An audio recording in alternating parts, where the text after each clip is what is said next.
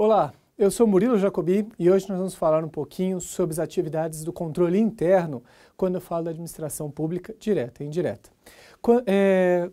O controle interno tem um papel muito importante quando a gente fala de gestão pública, de direito administrativo, de licitações e contratos para a administração pública, seja ela direta ou indireta.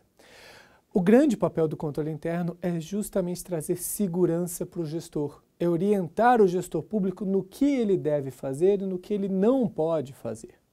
Muitas vezes isso gera um problema, a gente sabe disso, vê muito isso em sala de aula, que é o controle interno, que ele não fala o que tem que fazer, ele só fala que assim não pode. E aí fica-se numa brincadeira de quente ou frio com o gestor público. Pode assim? Não, mas está mais quente. Assim pode? Ainda não, mas está mais quente, você quase chegou lá. Por conta da limitação, que muitos entendem, de que o controle não pode dizer como fazer, porque se ele diz como fazer, ele não pode controlar. Acho esse posicionamento um pouco retrógrado, porque, veja, não fazer, não dizer como fazer, não significa, entre duas, três opções, indicar essa é a mais adequada. Não tem essa limitação nesse cenário, ok? Ou veja, não sei se a solução correta é essa, mas você tem duas ou três hipóteses. Isso o controle interno pode trazer dentro da sua limitação jurídica, na minha modesta análise. Mas a questão importante que eu quero trazer é sobre o controle interno da Administração Pública Federal. Como os senhores sabem, o controle interno da Administração Pública Federal é realizado pela Advocacia Geral da União, a AGU. E, portanto, todo o procedimento de contratação, de licitações e contratos públicos na esfera da administração pública federal passa pela AGU. Dentro de muitos ministérios, por exemplo, existe um advogado da União instalado dentro do ministério para facilitar a gestão desses cenários. Dentro de autarquias e fundações públicas federais, é o mesmo modo. Nesse sentido, a AGU tem feito um excelente trabalho na padronização de documentos, na criação de checklist para verificação da licitação, de forma que o gestor público saiba quais são as questões que a AGU vai analisar ou vai dedicar o seu estudo. Um checklist é uma ferramenta excepcional quando o controle interno a emprega corretamente, porque diz para o gestor o que a AGU vai olhar. E o gestor sabe, opa, se eu não fizer isso ou não justificar isso, a AGU vai devolver. Então consegue dar mais celeridade, de tirar um pouco da burocracia do processo de licitação em contrato na administração pública. Então a AGU tem se destacado com louvor nessas medidas para reduzir a burocracia e aumentar a eficiência da administração pública. Nessas atuações que merecem louvor, vale destacar a portaria 263 de 2017. Nessa portaria recentemente lançada pela AGU, criou-se a Equipe Nacional de Licitações e Contratos, a ENALIC, que é uma equipe voltada com o objetivo de nacionalizar a atividade de consultoria jurídica em matéria de licitações e contratos das autarquias e fundações públicas federais. O que acontece? Qual é o principal objetivo da ENALIC?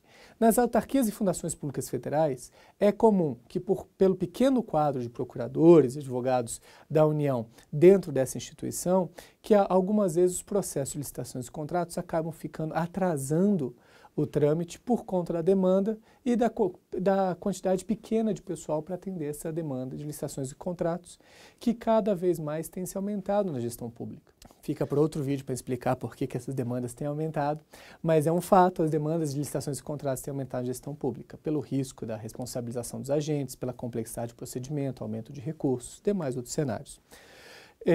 Qual é a ideia da ENALIC? No momento que a autarquia ou a fundação não conseguir, ou pela quantidade de pessoal, pela quantidade de trabalho, não estiver conseguindo dando vazão às demandas, ela pode solicitar apoio dessa equipe, a ENALIC, Equipe Nacional de Licitações e Contratos. A ideia, então, é aliviar o fluxo dos procuradores e advogados instalados nas autarquias e fundações. Esse é um grande mérito da ENALIC, mas eu acho que tem um mérito maior ainda.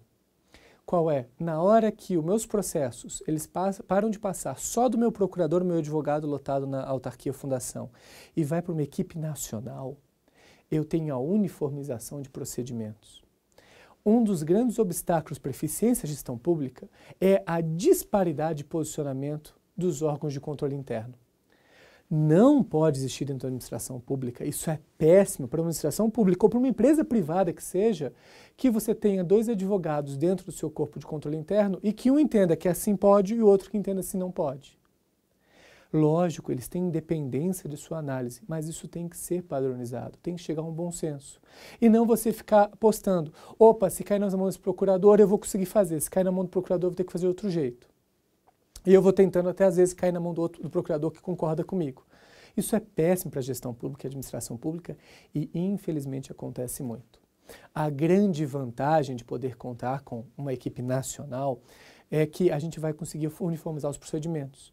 Veja, se os processos, quando eles tramitam no meu controle interno, com o meu procurador advogado dentro do meu órgão, vem numa direção e eu mando para a ENALIC que vai para outra, esses procuradores internos e a ENALIC vão ter que sentar e conversar para que isso esteja uniformizado, para que se evite dentro de um mesmo órgão público posicionamentos diferentes.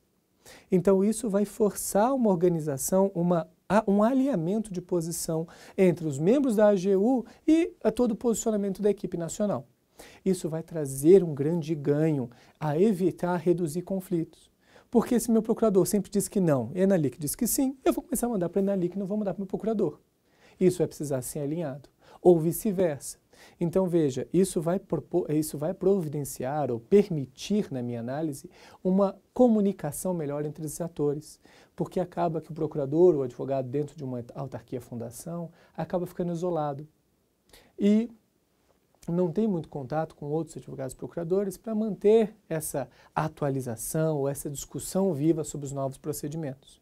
Então, além de desafogar o controle interno das autarquias e fundações, acho que a ENALIC vai ter um grande mérito, que é a uniformização de posicionamento na esfera nacional da administração pública, ok? Muito obrigado, continue acompanhando nosso canal para saber mais notícias sobre gestão pública voltada a licitações e contratos. Até mais.